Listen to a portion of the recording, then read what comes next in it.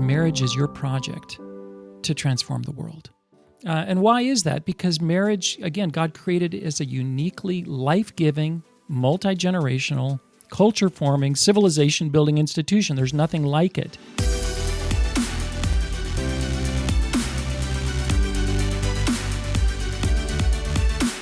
Hi, friends. This is Scott Allen, president of the Disciple Nations Alliance, and I want to welcome you to another episode of Ideas Have Consequences, the podcast of the Disciple Nations Alliance. As we prepare to launch my newest book, 10 Words to Heal Our Broken World, Restoring the True Meaning of Our Most Important Words, we wanted to go through each one of these 10 foundational words that are highlighted in the book, discussing their true meaning, as well as how they've been fundamentally redefined in our contemporary culture. Now, you might be asking, why do words matter?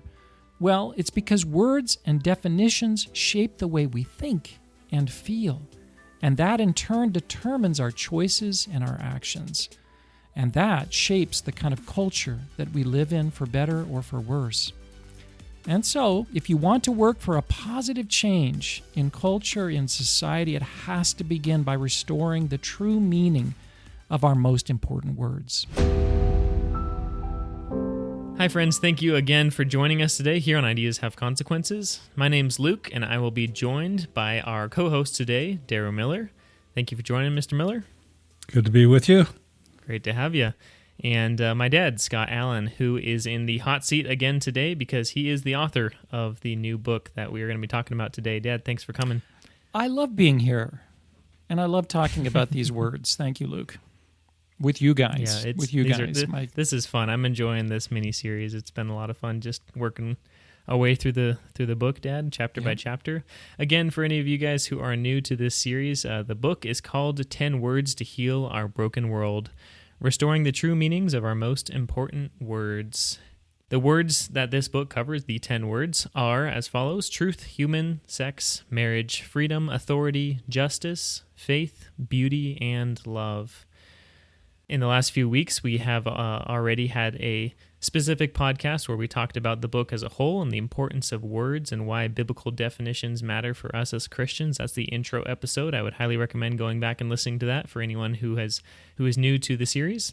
After that, we talked about truth, and then we talked about human, sex, and then that means today the word is marriage.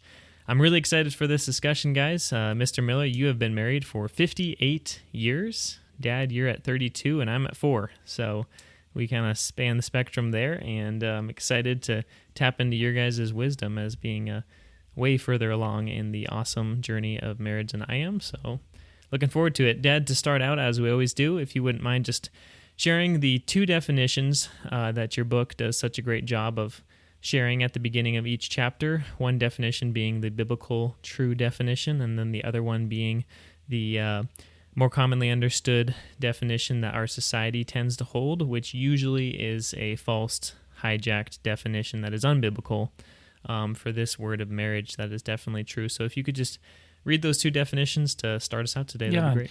Before I do that, Luke, let me just make a mention that it's this word marriage that really opened my eyes to just how dramatically words and language are changing in my lifetime. They're not only changing in our culture, they're literally being redefined in our dictionaries. And I think that's what's really shook me up here about 5 or 6 years ago. I guess more than that, Darrow. You and I were talking about this maybe 10 years ago. But I remember looking up the word marriage in Noah Webster's 1868 Dictionary of the American Language, which I've referenced on this podcast more than once because it's a book that one of our great founding fathers wrote with definitions that were biblically based. I think it was 1828. Thank you, Luke, 1828. And I'll mention that definition or a version of it here in a second. I looked that up. It was powerful, it was deep, intricate, rich, this long kind of rich definition. And then I went to my Microsoft Word on my laptop because, as you know, if you use Word, you can right-click or whatever it is and look it up in a dictionary that's embedded in the software. And I did that, and I was shocked. I was stunned to see how dramatically the actual definition in the dictionary had changed. And I think that was such an eye-opening thing for me, because it got me thinking about how, for so many, especially young people that are referencing the dictionary about a word like marriage, they're not learning anything about the truth of it anymore, and just how significant that is for our culture. So let me then just go to these two definitions, and these are the definitions that I included in the chapter. The first is the true definition, the scriptural definition of marriage. And this is an adaptation of what Noah Webster had in his dictionary. Marriage is a God-ordained, comprehensive, exclusive, and permanent union that brings a man and a woman together as a husband and wife to be father and mother to any children that their union brings into being. Marriage is based on the reality that men and women are different and complementary, the biological fact that reproduction depends on a man and a woman, and the social reality that children need both a mother and a father. So there's a whole lot there, and we'll talk about that. We'll unpack that in a little bit. But let me just read how the word has been redefined. If you were to go to almost any dictionary today and look up the word marriage, you'd find a definition like this. Marriage is a legally recognized, romantic, caregiving relationship between consenting adults who intend to live together as sexual and domestic partners. It's just really important to pause just for a second and reflect on what's missing. We'll talk about that later, but so much has been stripped away. In fact, I think my basic walk away is that marriage is being defined out of existence. In fact, when I first saw this redefinition in Microsoft's Encarta dictionary, the online dictionary, it had one word that I removed. It said it was a legally recognized romantic caregiving relationship between two consenting adults who intend to live together as sexual and domestic partners. I actually removed the word "two" because it's already changing since this first definition. Redefinition. Yeah. Well, and it also goes further than that, Scott, when you think that people are marrying robots. Right. Mm-hmm. So even adults, people is changing, right? It's changing. And I've read a number of stories about women marrying their dogs, one woman marrying a porpoise. And I think people It has nothing to do with humans anymore. It's one person marrying an animal, and they call it marriage. I think, I want to warn people, because when they hear you say those things, Dara, they'll go, that's such an extreme. There's so few. That's so extreme. But it wasn't long ago that the idea of marrying, two men marrying or two women marrying was seen as extreme, and it would never happen. And yet here we are. So... But that's the point. There's this slide from what the true definition is to one that you saw on the internet. And since that time, there's been a further slide. I think, too, when I saw just the dramatic differences in these definitions, it brought to mind as well that when you remove God, when God isn't the definer, the true definer of words like marriage, then people are. And when people are defining marriage, the question then becomes who does? Who gets the privilege of defining what that means? And the answer is the most powerful, the people that can amass the most power. And then is there any kind of rock or anchor to the definition if people are defining it? And the answer is no. It can be redefined at will, right? Which is not the case if God is the one defining these words. We don't have the right. It's not our right, or we accept His true definition. And that's where, when we are in a postmodern world where reality is gone, the only thing that becomes real is what I feel, then a person can define marriage however they want. Yeah, that's right. And there's no, would you call it, common thread anymore, other than you use the word marriage to describe a relationship of some kind. Yeah. Yeah, I think that was smart, Dad, taking out the number 2, because I just looking at history, you can almost predict for sure that's going to be the next move, is, at least throughout history, the norm outside of Christian societies has been polygamy or polygyny, one man, lots of wives, which I think ever since the sexual revolution has become much more of the norm. It's not that they're actually getting married, but some men are definitely dominating the dating pool, and then others just kind of are left at the fringes.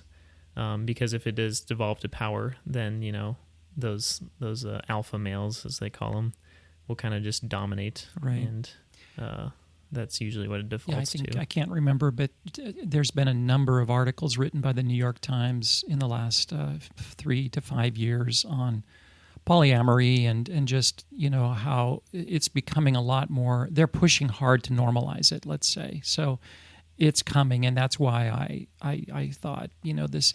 It's so random. The Encarta, the Microsoft Word definition, put in the word "to," but I'm like, well, everything else has changed. Why isn't that going to change? Of course, that's going to change. Everything is going to change once you cut the definition of marriage loose from the one who created it, God Himself, and designed it. And designed it, by the way, for such an important purpose. I mean, it's the most fundamental, in some ways, human relationship. It's at the base of so much. It's at the base of family. It's at the base of community, nation. Everything kind of comes back to this one super important relationship. Naturally, this is something Satan's going to try to destroy. Well, something to add there, Scott, is that the Bible begins with a wedding, a marriage between Adam and Eve, and then it ends with a wedding between Christ and His church. So you have marriage in Genesis 2, and then you have the other bookend is in the book of Revelation, and you have this theme from Genesis to Revelation, and it's about marriage. We'll talk about that, Darrow. It's such a rich, deep theme throughout the entire Scripture. Like you said, it's the two bookends of the whole story, of the story of reality. Of the whole story. And why is that? Why did God do that? I want to get into that, Darrow, of course, and I think, Luke, that's where you're going to take us next, is kind of unpacking the richness and the power of the true definition. And I don't want to short circuit this, because I know that I, as a young married man, did not understand this, even after I went to church for several years and heard lots of sermons. I didn't know the basics of marriage. I didn't know the dribbling and the passing and the shooting. I didn't. It just wasn't taught to me, And so I don't want to assume that anyone, even though they've been a Christian for a long time, understands the basics of this most basic relationship. And so... Well, that's where I think it would be good to look through at some of those key things that you just read when you read the definition, the true definition of marriage. Because we're ignorant of so much of that, Scott. We really are. The church is ignorant of so much of that. Absolutely. Well, I think, when we talked about human in our last podcast, we said we started with kind of this most basic thing that you need to say about what it means to be human, and that is that we're creatures. In other words, we're creations of God. God created us. And I think the same thing needs to be said about marriage. The most important and most basic thing about marriage is that it's God created. You'll notice that the redefinitions of marriage never mention God.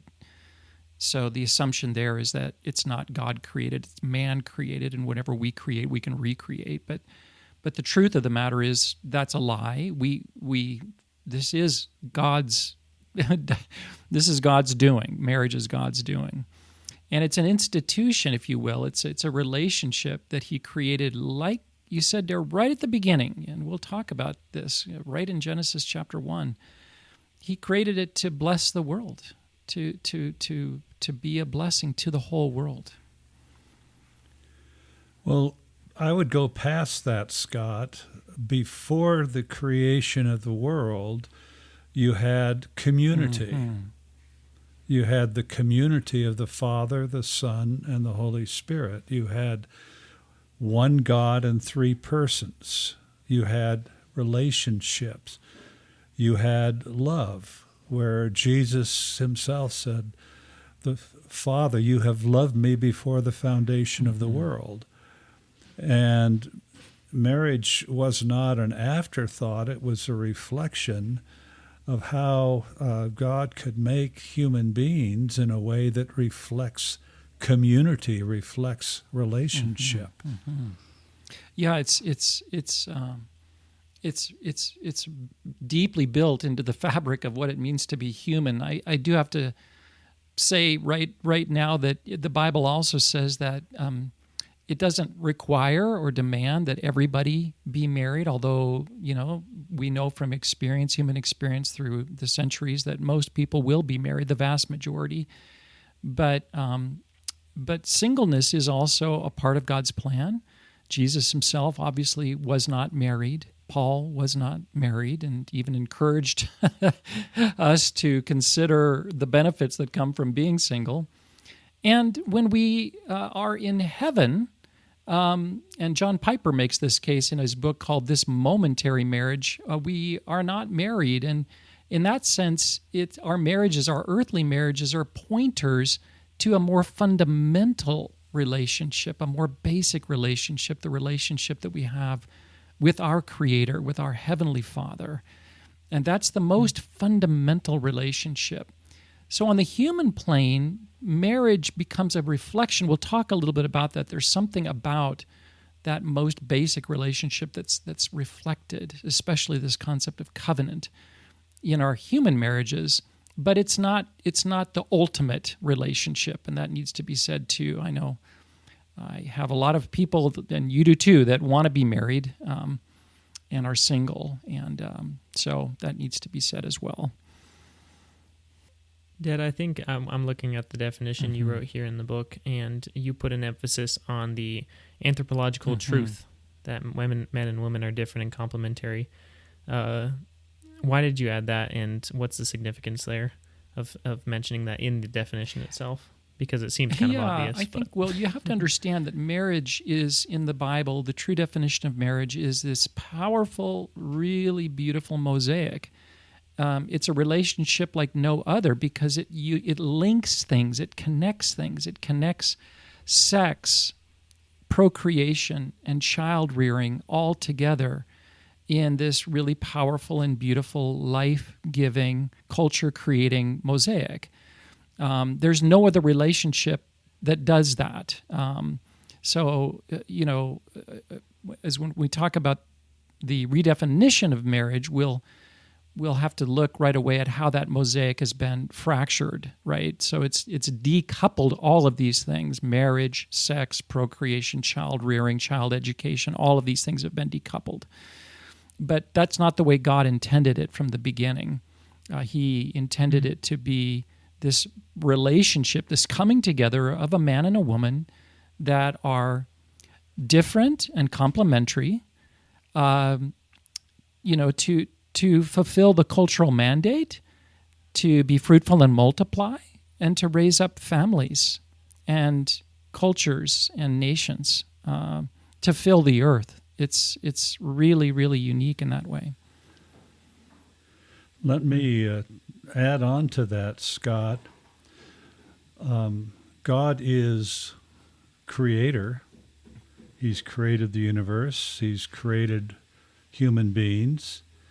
He's established the institution of marriage. But when a man and a woman come together, a new human being is born that never existed before, a unique human being that has never existed before. And it's new life. And God is the creator of life in the first place, and now he has made human beings to reproduce life. And that's incredible when you think about it. It's a miracle. It's one of the most profound miracles that anybody can ever live through, this thing. And you realize when you have children, when you're married and you have children, you realize how deeply God is involved in this relationship from the very beginning all the way through. You and your wife, play a role, but you surely didn't make that child. That's God. And, God also, it says, it's interesting, Jesus, when he talks about marriage in the Gospels, in the context of, I think his disciples are questioning him about divorce, and he brings them right back to Genesis chapter 1 about what is marriage, the way God intended it to be. And he says something so powerful there. He says, what God brought together, let no man separate, right? And so even the act of coming together as a husband and wife in the marriage ceremony is really, God is right there. A pastor, minister may officiate that marriage ceremony, but it's God that actually knits these people together in this deep, fundamental way. So marriage is this three kind of part relationship, right? Which Darrow, I think, goes back to your point that marriage is a reflection of God himself, the triune God. So that in the beginning, God created. Well, we have to know what this God is like. God is Father, Son, and Holy Spirit, complementary, different, in a deep, loving relationship. And then he created man in his image, and there we see something that reflects that in some way with marriage. This is such a helpful point for people to learn, especially young people thinking about getting married, because you never hear this in the broader culture. A lot of churches don't even talk about this. You can easily just miss it. And most of the information you hear about marriage these days is when you really listen to it, it's pretty selfish. It's for your benefit. It's to help you out. It's to make you, happier and richer and whatever, to give you a partner so you're not lonely. All those things are kind of self-focused. And with that, it's if marriage can be very contractual. You can fall into love and you can fall out of love. You can make a contract and break a contract. And I think Christians just through living in the same culture as, these wrong definitions can often just absorb those definitions wrongly, and they maybe have seen them from, family members who marriages have ended and through friends and whatnot. And just this idea that God is the one holding the marriage together. He is the one who made the union, and he is the let no man separate. No man. Not the people in the marriage, not people outside of the marriage. No man should separate what God has brought together. He's in control. He's holding it. Oh, what a relief when you're married to know that. Well, if you don't know that, it feels like it's in your control, and I need to grit through this marriage and hold on, through the rough seasons and the highs and the lows. No. God's holding this together. You're cradled in his hands, and that's such a beautiful picture and so comforting. Which this false definition does not have in any way. And I think a lot of Christians can very easily fall into that wrong understanding that it's more of this contract and it's more of us gritting it together and figuring it out, and we need to make this last. No. God's in control. Well, I want to talk more about that, Luke, this concept of covenant, because it's central to marriage and it's central to the relationship that God has with his people, with us. And but before I do that, I do want to just come back to some real basics of marriage. And I think what you see in the Garden of Eden in this very first marriage between Adam and Eve is because this is God's doing before the fall. It's the kind of the paradigm of what marriage should be for all time, all cultures. And what do you see there in that very first marriage, this template of what marriage is to be? Well, first of all, you see that it's a exclusive uniting of a man and a woman, not two women, not two men, not a man or an animal, or a man and multiple women, or any other combination. It's the uniting of a man and a woman. Now, of course, that's come under direct attack in our time and has been rewritten into our laws now. But that's not the way God designed it. It was a man and a woman. Because God created just one woman for Adam, polygamy is excluded, and the pattern of monogamy is established. And I remember, I think it was Dennis Prager, the cultural commentator, Jewish guy. He said that monogamy, the Jewish idea, right, which is God's idea, did probably more to change the world, to transform the world than any other single idea. And I think I just liked that. I appreciated that because we take it for granted.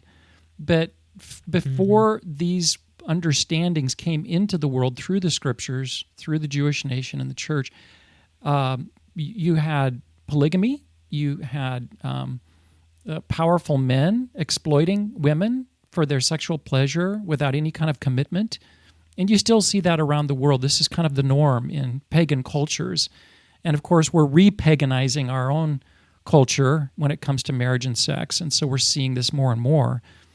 But this exclusive uniting of a man and a woman, this idea of monogamy, lifelong too, as we're going to talk about in a second, it did almost more because it protects women and it protects children, right? I think we can all see that.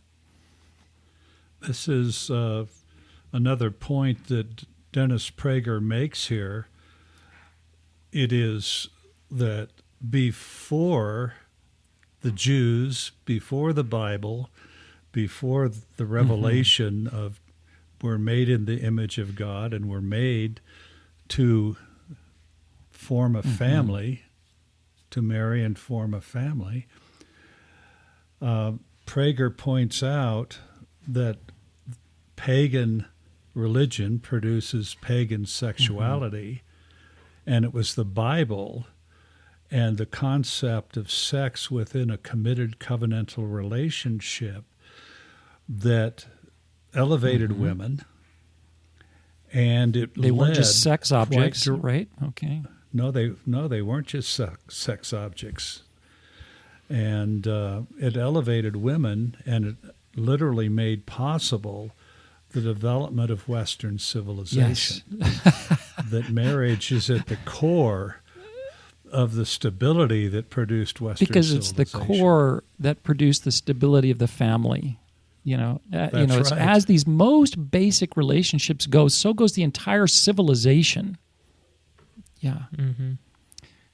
As goes the family, so goes the nation. Pope John Paul II. Exactly. I want to come back, Luke, if you don't mind, to the concept of covenant, because it's such a powerful idea at the heart of marriage as well. I think it needs to be kind of stressed a little bit. It's the idea that marriage, we typically will hear it in traditional marriage ceremonies, this idea that, you are committing to, until death do us part. Right, that idea that this is a lifelong a commitment, it's a covenant. And the Bible, it's quite powerful. The Apostle Paul speaks to this really directly in Ephesians, where he says that marriage there's a mystery to it because it's a reflection of the relationship that God has with his people. And God is this covenant-making God rooted in his love. For God so loved the world that he gave his one and only Son, right? So God loves us so much that he covenants with us. Paul, again, in the book of Romans says, that for those who are in Christ, nothing can separate us from the love of Christ. Nothing. Not even death. That's the idea of covenant, that it doesn't matter what happens. I will never leave you. I will never forsake you. This is who God is. This is his character. And then marriage becomes a picture of that kind of covenant. And that's why it's a lifelong commitment, that no matter what happens, I will never leave you. I will never forsake you till death do us part. It's this rock solid foundation, this assurance, just like I have an assurance with God, and I'm so grateful I do, that if I mess up or if I stray or whatever it is, He's committed to me. He's committed to this relationship, not because I'm good or deserve it, but because who He is, He's a God of love and covenant. And then He brings that into marriage. And I just think that's such divorce for God it's so deep and profoundly destructive, because it violates this whole concept of covenant. Well, this is something to follow through on, Scott. We know that Christ is the bridegroom for His bride, the church. But the Creator, God the Father, is as it were, the bridegroom of Israel. Yes. And this is, again, marriage begins in Genesis 2 and ends at the other side of the Bible in the book of Revelation.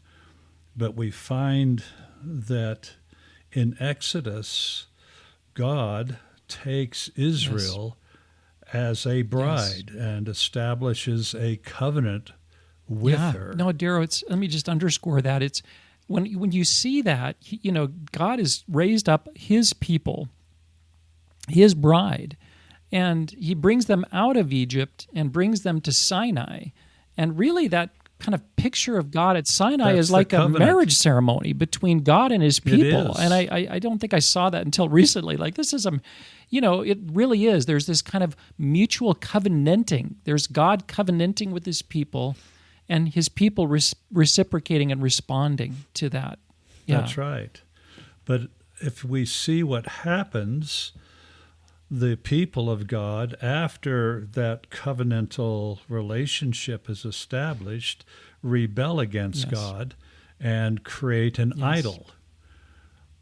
And you see the language after this where the people prostituted themselves before an idol. Committed adultery.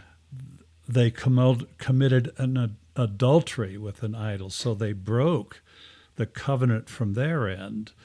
But did God break the covenant from His end? No. He maintained the covenant and restored the relationship. And He said, now be careful when you go into the promised land that you don't break the covenant again. And they did. And God should have, if He were me, as it were, I'm done with you guys, right? I'm done with you guys. You keep prostituting yourself. You keep committing adultery. You're not faithful. You walk away. And then we come to the book of Hosea, and the book of Hosea is so powerful because God asks Hosea to marry a prostitute. Why would He do that? And we find out in Hosea chapter 3, He asked Hosea to marry a prostitute because He wanted Hosea to demonstrate, be a living metaphor to the people of Israel that God is faithful to the covenant that He made, even if his wife is unfaithful. It is absolutely powerful. So when one side breaks the covenant, no, there's a covenant here. And God is faithful to the covenant, and we are to be faithful to the covenant as well. I put this in the book, Darrow. I put that because God created marriage to reflect His character, this loving, covenantal character that He has, divorce is an abomination because it tells a lie about the faithfulness of Christ, who will never leave or forsake his bride, the church.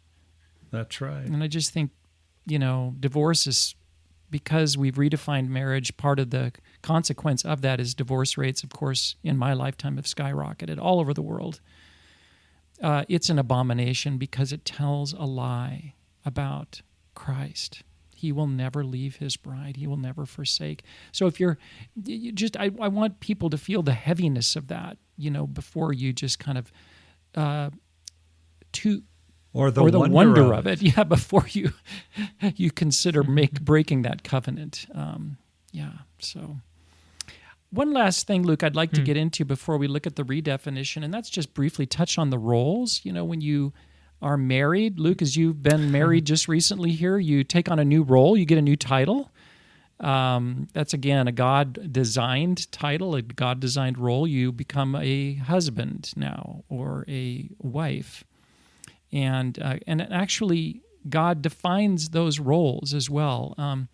And I think this is, again, something I did not learn. It took me a long time and it just wasn't taught, and I don't think it's still taught well. I was just talking to a dear Christian brother, went to Wheaton, he's been a Christian for many years, and he was just telling me honestly, he says, I never learned this. I didn't know what the basics of my role as a husband.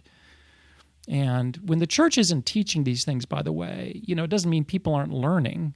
They're learning, they just happen to be learning from the culture, or typically from their own, experience with their own family, their own fathers and mothers. I mean, they're learning, right, how to do this. But they're probably learning wrong, and that was my story as well. So I just want to touch on that too briefly. Again, in marriage, you see male and female as a complement to each other, and the husband and wife too, different roles, but they complement each other. You see the unity and diversity. We talk a lot about unity and diversity because that's who God is, right? God is one, God is three. There's unity and diversity. And if I could just very briefly, and I'd love your thoughts on this, Luke and Darrow, but the husband, one of the basic roles that he plays is this role of head. He's the head of his wife. In other words, he has a position of God-given authority. And I remember, because feminism and just, question authority, real negative thoughts about authority and submission. I as a newly married man myself, I rejected that, or I didn't want to accept this idea. And I remember reading Doug Wilson's book, and he said something that was so powerful many years ago. Really wonderful book called Reforming Marriage. I recommend to anyone. But he said, this isn't actually a choice you make to be a head as a husband. You are. God made you head. Now, you can be a bad one, and by neglecting your role and not taking, and by the way, authority in the Bible, headship authority, is always meant for the good of those under authority. It's a role of service.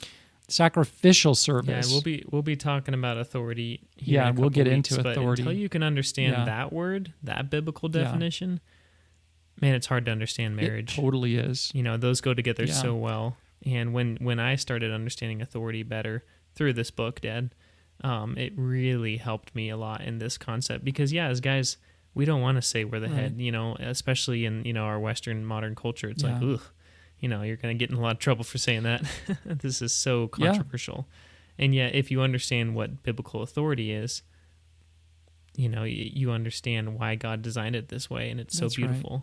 And there's a leadership role to that as well. I mean, the buck does stop there with the husband.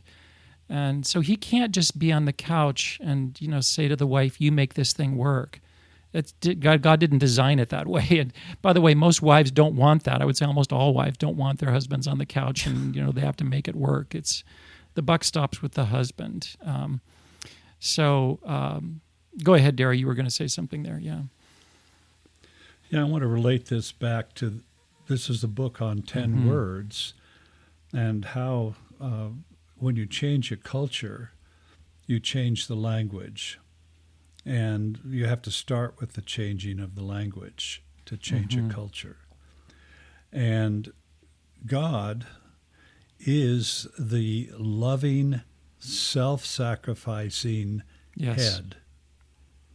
And we see this in the book of Hosea, where Hosea is to manifest God's loving, self-sacrificing headship. And what happened, as the Hebrew people turned their back on their loving, self-sacrificing head, who was God, they worshipped another god, Baal. And if you do a word study in the Old Testament for the word husband, you find a very few times it's this word that is used for God as husband. And most of the time in the Old Testament, the word for husband is Baal. And that absolutely shocked me when I was doing this study. And I said, God, I don't understand this. Why is the word Baal the word husband? And the word Baal means owner. Yes. Master. Like a slave kind of relationship, right? Exactly. And that's where you have a pagan religion leads to pagan relationships and pagan sexuality. So in a pagan concept of marriage, the husband is the owner and the master of the wife, and she is a slave. Yeah, it's this demonic kind of redefinition of authority as power and control in a selfish way. Power and control. But that's not the Bible. The Bible says you're the head, just as Christ is the head of the church. Husband, you're the head. And that entails sacrificial service. Paul makes that explicit in Ephesians. He says, husbands, love your wives as Christ loved the church and did what? Died for her. Be willing to give up your life for her. That's not what Baal would do. No. And that's where you find in the book of Hosea where God says, you shall no longer call me Baal. You should call me husband, loving, self-sacrificing. I think that a lot of times, I know a lot of young men who are like me. It's not that they are wanting to be domineering and dominate. They don't want the authority. They don't want the responsibility, or they've got this egalitarian idea that somehow we have equal authority and equal responsibility. There's an equality in marriage when it comes to the children, right? Both are equally authorities over the children, and they have roles to play, husbands and wives, in the education of the children. But in the marriage itself, no, you are the head. I think, again, Doug Wilson put it well. You know, God made you that way. You don't get a choice in it. You can be bad or good, but you are. Are you going to reflect, the question then is, are you going to reflect the kind of headship that Christ reflects in the church? And once you understand that, then the answer is yes.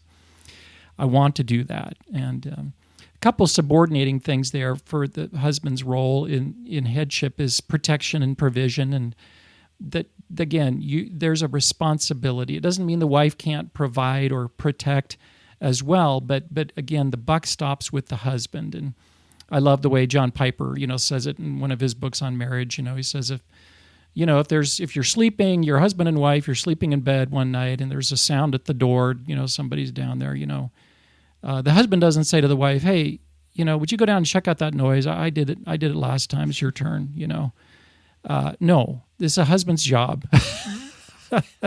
This protection role, right? That's his role.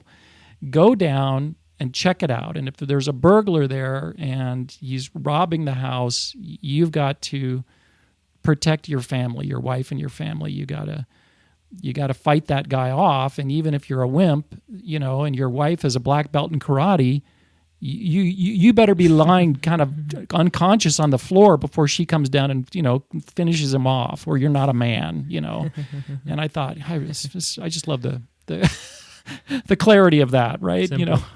Yeah. So I would say something here, Scott, that I say repeatedly when I'm lecturing on this. If you look at Genesis 1, at each stage of the creation, there's a higher order. There's inanimate, and then there is plants, and then there's animals, then there's human beings, and at each stage, God says this is good, and he's moving to a higher refinedness. And then in Genesis 2, who does he create first?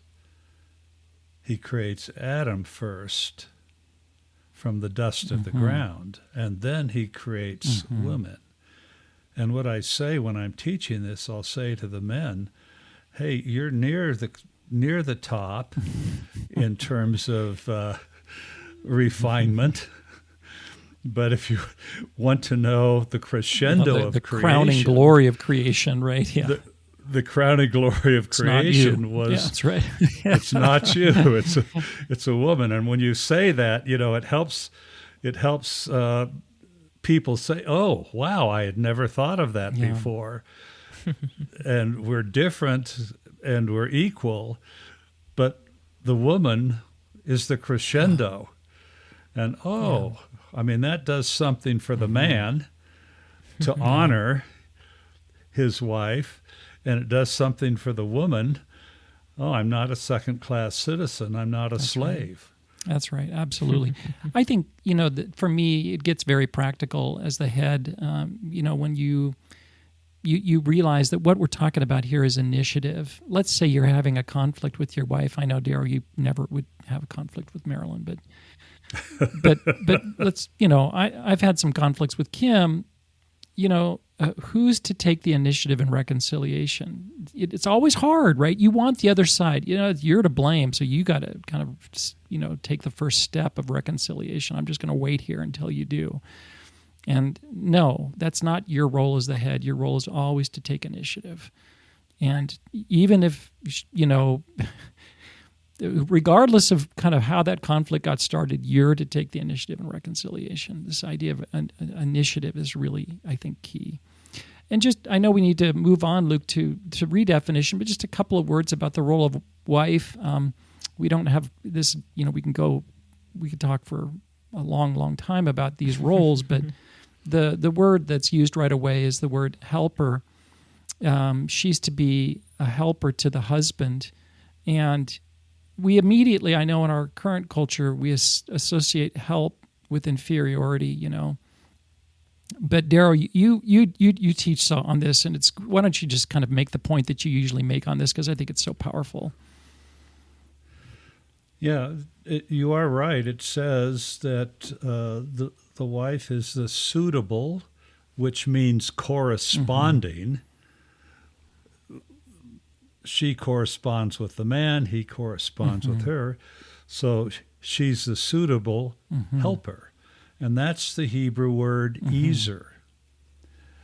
And twice in the Old Testament, it refers to the woman, the wife, as the ezer, the helper. But 16 times in the Old Testament, it refers to God. Yes. And that's something I think we need to really realize, because God is certainly not inferior. God is certainly not the slave. No. He is our helper. Yeah, God is a helper, and we're the ones that need the help. I mean, so if we're going to talk about inferior or superior, it's usually the one that's superior that's providing help to the inferior who needs the help. Now, again, we're not talking about superior or inferior, but we're just trying to get people to think differently than the culture about these important things. The helper is in no way some kind of inferior role, but that is the role that God gives in marriage. And yeah, go ahead, Darryl. I know you were about to say something else on that. Well, and Jesus is our helper. Helping is a good thing. It's not a product of the fall, helping is that loving, self-sacrificing. Yeah. And God is our helper. And as husbands, we are to help our wives in the sense that we are to serve them and be willing to die for them. That's self-sacrifice. So your point is that it's not that the wife only helps and the husband doesn't help. Yeah. No. But so we're these roles. There's nothing wrong with being a helper. Right. God defines what it means to be a helper. He is the ezer, which is the Hebrew word. And help doing what? I think, and this is where we get back to why did God create man in the first place? To have dominion, to rule, to create cultures, and to make what God created in the Garden of Eden, even better and more beautiful and more fruitful. To flourish. And part of that includes having children, be fruitful and multiply. And in all of these tasks, this is where the help comes in, because God didn't intend for any man or woman to do it alone. He intended for them to do it together. And I can certainly relate to that. Just when it comes to having kids, I always feel it's possible to raise kids and do it well as a single parent, but it's not God's design. We need help. With that, we bring certain unique skills and gifts to that. That equation. That's God's design. So, well, in Genesis 1, where it says that He made us in His image, male and female, it takes male and female to reflect all that it means to be made in the image of God. A male cannot do that. A female cannot do that. We're in the image of God, male and female. And then He gives the cultural mandate, and there's two parts to it: be fruitful, multiply, and fill the earth. And that takes male and female to fulfill the social part of the mandate. And then what does He say? And have dominion over creation, to govern creation. Is that just the man? No. Yeah. It's the image of God, male and female. Right. So the social mandate and the developmental mandate both require both male and female. It's a partnership. That's right. Exactly, Darryl. And this is another piece for me that's been kind of newer. I don't hear this in many marriage books, Christian marriage books included. Is a lot of times when people talk about marriage, they talk about just the man, the woman, and all the focus is right there. And it's for your happiness. It's so you're not lonely. It's so you can have kids. It's all right in the family.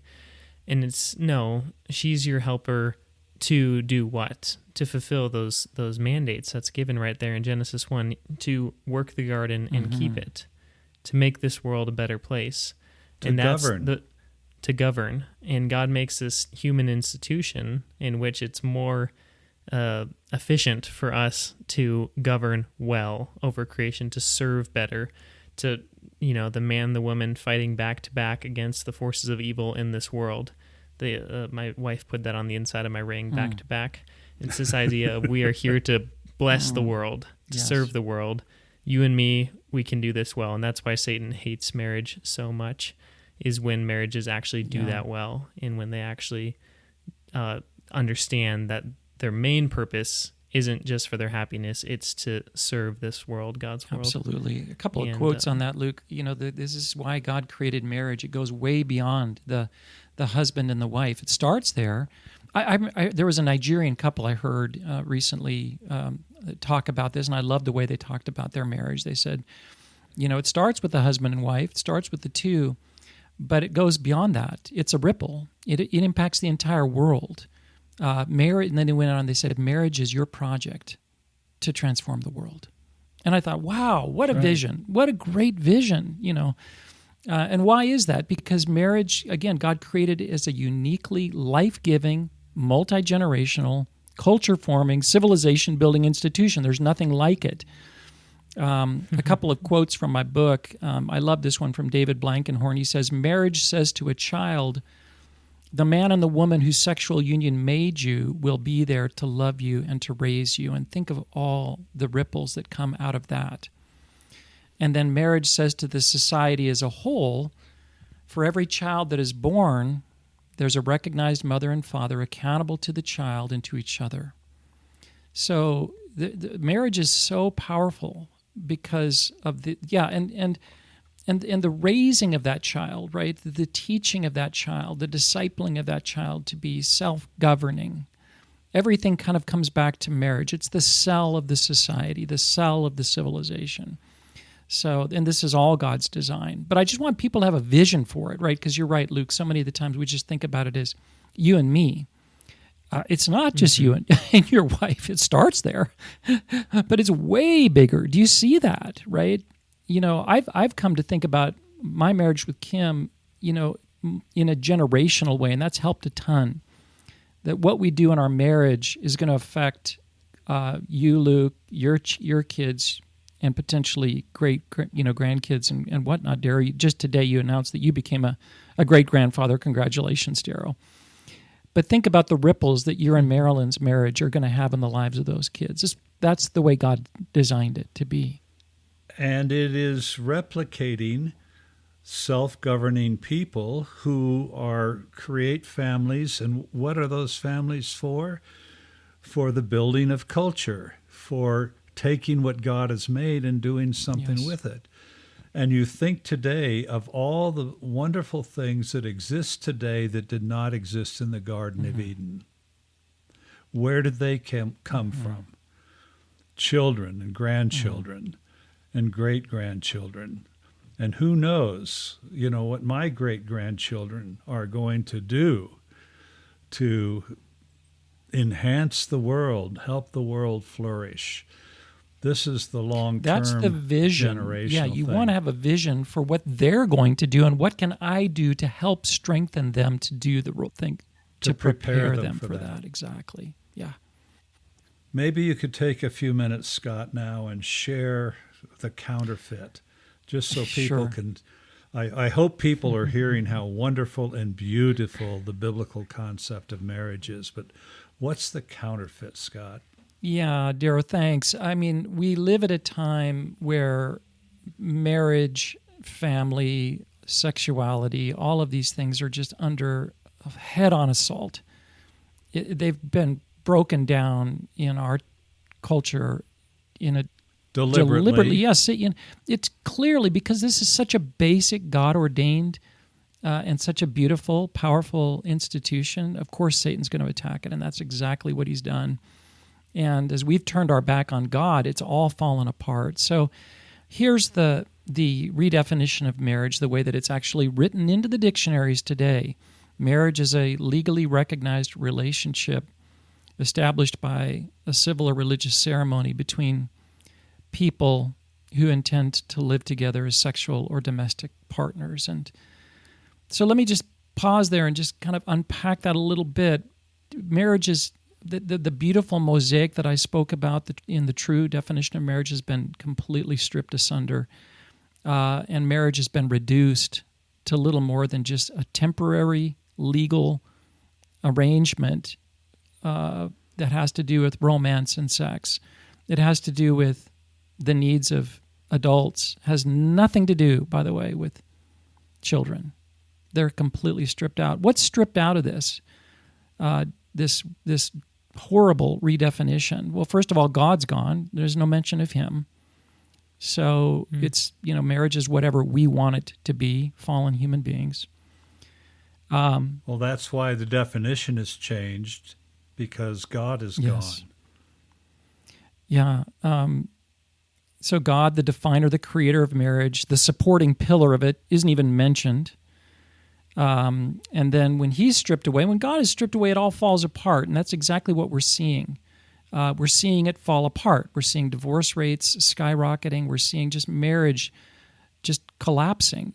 Again, the other thing that's missing, God's missing, children are missing. They're not even mentioned in the redefinition of marriage. Biblically, children are fundamental to marriage. But and again, it's not to say that every married couple can have natural children, but that's the direction that God, created it to move as a reproductive relationship. But they're not even mentioned, much less their nurture or their education. We're seeing the fruit of this in our society. One of the greatest tragedies that we see in the West today is just, this fatherless generation, right? These kids who don't know their parents. And there's probably nothing that causes greater brokenness in a society than that. Widely available birth control, legal abortion. I was just struck too by the Democratic convention is happening today here in the United States, and it's in Chicago. And Planned Parenthood pulls up these buses in front of the convention center and says to everyone going to the convention, "We'll give you free abortions and free vasectomies." Yeah, that's where we're at today. It's a culture of death that we've created here. So children are an inconvenience. They need to be done away with in this redefinition of marriage. It's not about children. It's about the interest of adults. I could go on. The Microsoft definition, this redefinition, says it's a legally recognized relationship, but it has nothing to say about it being a permanent, exclusive, lifelong commitment. This whole idea of covenant is completely stripped out. It's not just a culture of death for individuals. It's a culture of death for civilizations. Yes. Yeah, because it's the basic building block. Again, once you wreck right. that, but once that cell dies, the whole body dies. So, and if you look at the world today and say, "Oh, what is going on here? Why are so many things breaking down?" They're breaking down first because we've turned our back on God, but then they're breaking down because we have turned our back on marriage and the formation of families, the raising of children. Yes, absolutely. I was looking up a couple stats, Dad, about how, this whole book is just as words change, words are the basic, words define the cultures that we live in. So as you change the words and their definitions, then you're going to change the culture, and that's going to work out in statistics that we can track over time as these definitions change, which is fascinating to do. So like we said, this definition of marriage ever since the 1828 definition has been slowly shifting, at least in our country in the U.S., and with that, people's perception of marriage has changed. And, like you were just saying, the understanding that marriage is the place for where children are supposed to be raised within a marriage is changed. They actually did a survey on that, and they asked people back in, 2006, and they said, yes or no, is it very important for couples to have children, is it very important for children to be raised within a marriage? Yes or no? And in 2006, 50% of people agreed, yes, it's important for children to be raised, very important for children to be raised in a marriage, which I thought that was pretty low, even back in 2006, only 50%. They did the exact same survey in 2020, 14 years later, and they asked, is it very important for children to be raised within a marriage? And only 29% of the U.S. people in this population said, yes, it's very important. So just in real time, as we took the definition, as we took children out of the definition of marriage, less and less people are recognizing that children are better off when they're raised within a marriage.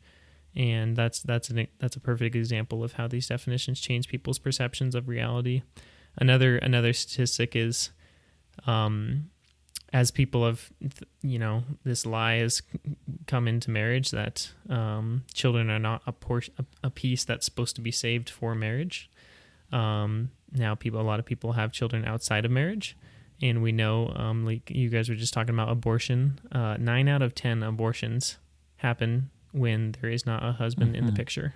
9 out of 10. 9 out of 10. So if you want less, to protect babies against abortion, we need to reform marriage. No, we've taken children, the most weak and vulnerable and priceless, group of people, and we've completely set them aside and said, you don't count, you don't matter.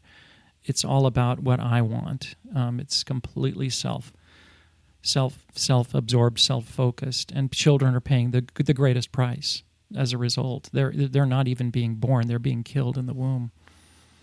So, we're having fatherless children and husbandless women. Who takes over that role? The state takes over That's that right. role. The state becomes the father and the husband. And again, and by the way, we that was see the Marx's results of this. vision. Karl Marx, one of the founders of communism, was not only was he an atheist, he was actually kind of a demon worshiper. He wanted this. He wanted marriages to break down. He didn't want that cell to exist because it competed against the state. He wanted everything to come back to the state. The state became God, essentially, in this system. So we're seeing that today for sure. So this redefinition strips marriage of all that makes it what it is. It strips away God. It strips away sex, procreation, monogamy, permanence, exclusivity. All of that is stripped away. And in the last few years, then the next pillar fell, which was just the male-female aspect as well, right? That's stripped away as well. So that when you look at the definition today in the dictionary, it says two people and not a man and a woman. Just again, no country in the world at any time in history had ever defined marriage as a same-sex institution prior to 2001. That's how quickly this stuff is changing. No country in the world in history had ever defined marriage as anything other than a relationship between a man and a woman. And now, countries all over the world, at least 35, it's probably growing, including the United States, say that being male or female doesn't even matter in marriage, that it's not essential. And I'm afraid that we haven't hit the bottom yet. So marriage, bottom line is we're defining marriage out of existence, and because it's the most basic relationship, this most basic cell, we're seeing our societies destroyed and collapsed. And you're literally seeing that. You're seeing sharp declines in the numbers of people getting married, fertility rates, children. All of that is collapsing right now. Again, it's quite demonic. So we could go on and talk about all the negative consequences.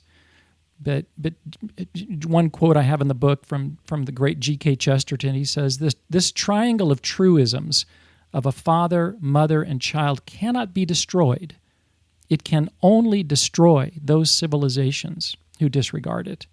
I thought that was just so powerfully said. So, So as we're wrapping up here, let's talk about applications here for the Christians who are listening to this episode. How do we reclaim this biblical true definition of marriage? Well, Darrow, as you have so frequently said, if the church isn't discipling the nation's discipling the church, and that's exactly what's been happening. The nation, the understanding of marriage in the culture has been shaping the way we think about it in the church. That needs to change. So the church, the people of God, have got to recover the true definition of marriage. It's super basic.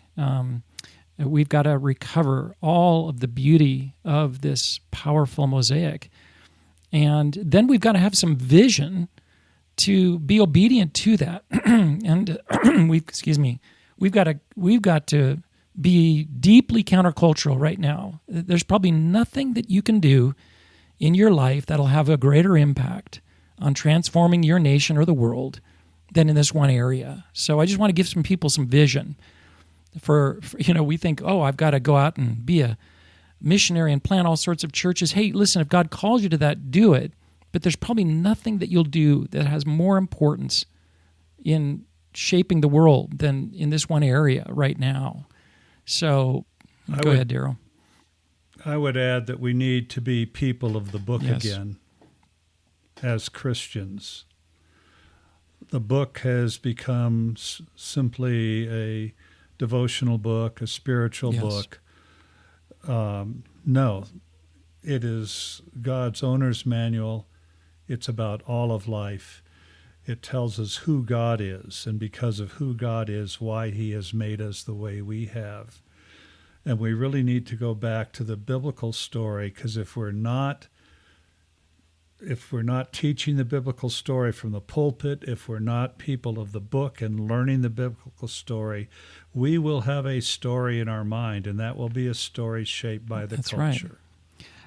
So we need to confess our sin, as it were, and return to be people of the book. And I think churches, pastors need to disciple their people in this much better than they've been doing.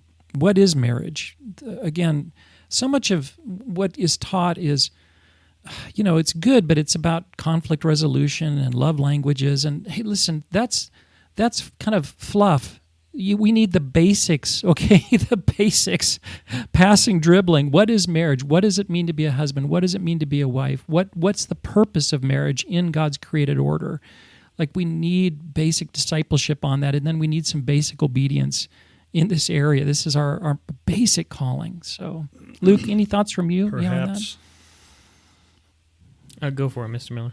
Perhaps pastors who are listening to this could make a commitment to dedicate 4 Sundays a year to speak about marriage as a regular part of their sermon cycle, because we're losing too much, and the church is losing too much at this point. The church needs to be the thin line that against the onslaught from the culture on this. We need this turnaround, this change needs to start in the church with us, and let's repent and return to this true definition, and then let's live it out. This is basic life. This is just what you do, your own marriage. And I mean, it's convicting for me. I'm not a perfect husband. I'm convicted by it, but I want to do what God wants in this area. So,